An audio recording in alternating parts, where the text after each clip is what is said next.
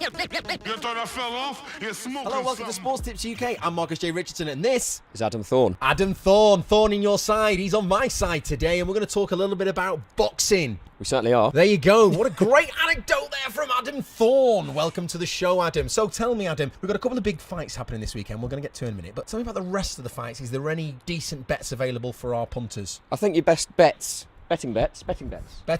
Here we go again with betting bets. Bets that you bet on. Bets that you bet on. Bets that you place money on. You mean boxing bets? Boxing bets. Hit us. You've got Callum Smith. The World Boxing Super Series, big tournament. They've got quarterfinals, semi-finals, final. And what stage are we at the moment? We are at the quarterfinal stage. This is the first fight in the super middleweight competition. He is fighting Eric Skoglund. Eric Skoglund. Skoggy. Yep. Old Skoggy son. Where's Eric Skoglund from? He's from Sweden. And who is Skoglund playing? Skoglund is away to Callum Smith of Liverpool. Right. Come on, in you England. Scouser. Right there, Live on ITV4, I believe. Oh, ITV4 for you fans out there. Like, I want to watch a bit of free boxing on the box. Yeah, and that's good. I mean, that's a good fight. That's two unbeaten guys, big tool, super middleweights. Big tool. What I am not. Yeah, I would say bet on Smith. I mean, he's the British guy. The odds aren't great, though, are they? They're not massively great anywhere this weekend, as we're about to. So is it even worth a bet? Is there a chance that Skoglund could upset him? And there is a very good chance, yeah. So therefore, is it worth a bet? No. Thanks for mentioning that, Adam. Fantastic. Any other ones? What about David Price? He's fighting this weekend. Has he got a chance? David Price has a very good chance. He's in with a top quality, I suppose you'd call him a journeyman, unkindly. He's got a winning record. Rafael Zambano Love, who's fought Anthony Joshua. Zambano Love. Love, I've always thought, no, we won't go into it too much, but Love, what a good last name for a fighter. He's not a fighter. He's a lover, not a fighter. He's both. Go on, here we go. He's been over to Britain before. He got beaten by Anthony Joshua quite devastatingly, as most people that fight Anthony Joshua do. And David Price, bless him, lovely bloke, good fighter, but he has lost a few by knockout. He does gas. And so potentially there's a banana skin wind there. Or runs out of steam? Runs out of steam. I bet he does a bit of gassing as well, to be fair. But he has also fought guys who have been proven to be juiced up afterwards. I beg your pardon?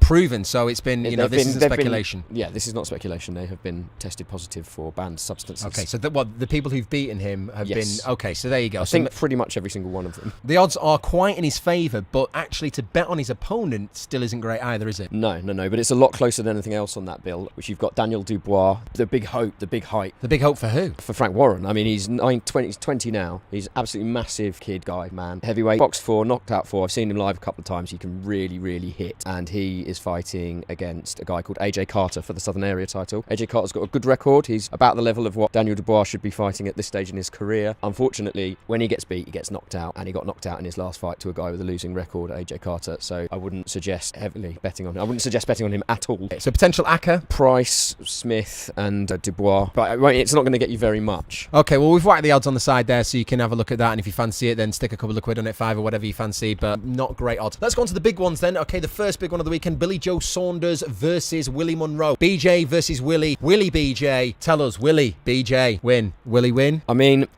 thank you for stealing all of the jokes I was about to bring out. Okay, I mean, yes. So there's been a bit of argy-bargy between the two of them. BJ beat his Willie in public. Okay. His own Willie or Willie? Willie. So he beat Willie in public. He beat Willie in public. And was there a kind of who came out on top? I don't know. I think it was handbags. Was it a usual kind of press conference? Oh, we might stage a bit of a scuffle here. I don't know if it's staged because from what I've seen of them, they're not staged. They just kick off because there's so much going. It's a huge weekend for the middleweight division. The WBO belt. Basically, Billy Joe Saunders holds the only belt in the middleweight division that Genedy Golovkin, who we're going to come on to in a minute, does not have. All of the belts in the middleweight division could change hands. The power could shift quite well. I mean, not drastically. There's only 4 guys, but between the 4, we could have 2 new holders of all the belts. You could, yes, and then presumably if those 2 fought, providing the governing bodies didn't whip the belts away as they sometimes. So let's break this down. Then you've got Billy Joe Saunders versus Willie Monroe, which we're going to speak about in more detail. But you've also got Genedy Golovkin versus Canelo Alvarez, which is a massive super fight, which we'll come on to in a minute. But Adam, tell me who's going to win, Billy Joe Saunders or Willie Monroe? Billy Joe Saunders for me. I think he's got more power. He's got 12 knockouts out of 24 wins. How's he going to do it? How's he going to win? I think he's going to box him. I don't think it's going to be a tear up. I think they're both acting like they're going to go for one another. Willie Monroe said something like, if he doesn't die, it doesn't count on Twitter, which is classy. You stay classy, Willie. Classy, Willie? A classy Willie is what we all want. So, Willie, will he be classy on Saturday? We'll find out. Do you think he's going to win by a knockout? No, I don't. I think it'll go the distance. Oh, the distance. So, The a points full 12 victory. distance. Points victory. Do you think Willie Monroe's got a chance of winning on points? With it going the full distance, so the way some of the judges work? Fight in London, you'd suspect not. I mean, unless it was quite clear. Unless he does something Billy Joe Saunders just isn't anticipating. Billy Joe Saunders is an excellent boxer. You've got to bear in mind he beat Chris Eubank Jr. I mean, no, Chris Eubank Jr. came into that, but he made him look very average for 6 rounds. Yeah. So, yeah, I mean, I would suggest that he will use his superior boxing skills. He won't have every round. He won't win every round. There might be a lot of very close rounds. It might start quite slowly, but I think you're going to see Billy Joe Saunders retaining his belt. BJ beating the Willie. In public. On the world stage. On the world stage. Before the big one. Genedy Golovkin versus Saul Canelo Alvarez. Will Genedy Golovkin take Canelo Alvarez's soul? Adam? He may well do. I actually fancy he's the underdog, Alvarez, with, kind of good reason. Hang on. Will Genedy Golovkin take Canelo Alvarez's soul? He may well do. It's one of those fights. Both things could happen. But what do you think, Adam? What I think is going to happen, and I'm not alone in this opinion, Golovkin is overwhelmed. He's the favourite. He's bastard hard. He's a bastard. He's bastard hard. I mean, as in Jon Snow the bastard? No, as in Sean Bean bastard hard. Sean Bean gets... Yeah. He gets hold on, hang on a minute. Sean Bean always gets killed in every film he does. So what does that say? Well, he's still hard before... Right up until the point where he dies. Right up until the point where he dies, he's hard. No? So are a lot of boxers. In fact, aren't all boxers hard? Including after the time they've gone down. Yes, I mean they are. Alvarez is another hard boxer. That's why this is it's a pick 'em fight. It's they say in boxing. So tell me, who's going to win? Who's going to win? I fancy Golovkin to come in strong.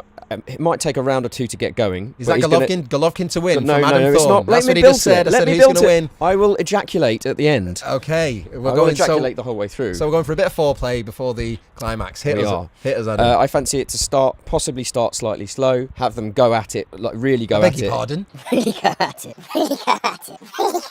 In the sort of middle rounds, and I think that Saul Canelo Alvarez, whatever he's called, Canelo is going to counter punch. He's going to move in close. He likes it when he's got the pressure coming on him, and he's going to pick his shots nicely and take either a points victory. You've got to bear in mind he is the home fighter, Alvarez. So where's the fight? It's in Las Vegas. Las Vegas, but where's Alvarez from? He's Mexican. So that's a home fight in Las Vegas. It is a home fight. It's almost like the Man United fan syndrome, isn't it? America is one of those countries where they adopt the Mexicans because they're from Central America, which is kind of North America. Well, it is North America. So they're just like, he's ours, basically. It's more that there's so many Mexicans in Las Vegas that his support will be there already. The crowd are going to be behind him. Golovkin's going to have experienced that with Kell Brook when he came over and battered him. But do you not think Golovkin's experience is going to be too much for Alvarez? Well, it could well be. Certainly at the middleweight level. I mean, Alvarez has fought some very, very good fighters, but not all at middleweight. He jumped up to super middleweight to fight Julio Cesar Chavez Jr. in his last fight. So he's obviously has the physical size. He can fluctuate, but he's improving, and I think I've just seen a little bit of decline in Golovkin. Okay. And I think that might be the edge. Well, there you go. That might be the edge. We're going for a Canelo win. A Canelo win. So if you fancy a double on a Canelo win and a BJ victory over the Willie, a Billy Joe Saunders win and a Saul Alvarez win, there is your double. Have a look there. See if you fancy that. Feel free to get involved there. But before we go, Adam, how's he going to win? How will Alvarez take that victory? By way of points or late stoppage. But I'll go for points. So you think both fights are going to go the distance? People are going to get the money worth this weekend then? I mean, I think a lot of people watching Alvarez GGG, their money's worth will be watching a brutal knockout. Well, I mean, I'll just throw in what I said on the Hellraiser page. I did go for a I did go for a GGG victory this weekend, also on points, because I just think it's going to be more of a Mayweather-Pacquiao than an AJ Klitschko, and I don't think Alvarez will be able to outsmart GGG. What do you think about that, Adam? What do you think about my opinion? I think it's a very valid opinion. It's one of those fights where literally, another person that submitted to the Hellraiser thing said you could toss a coin and decide that way. I mean, it is that close. most. Obviously, a lot of the boxers on the Hellraiser thing went for Canelo, and I have to say... Well, that's going against the bookies, though, isn't it? Yeah, but I suppose 20 fighters can be wrong. Boxing professionals, boxing coaches, former champions. We had Wayne Alexander, Leonardo Tyner, who fought Alvarez. Right. He was going for Alvarez as well. So, yeah, I mean, you know... Well, we'll leave a link in the description to that breakdown if you do want to go and have a read of that before you make any decisions on who you bet on this weekend in the boxing. I've been Marcus J. Richardson. And I've been Adam Thorn. And thankfully, we didn't see him ejaculate. Until next time, we'll see you soon. Hot damn.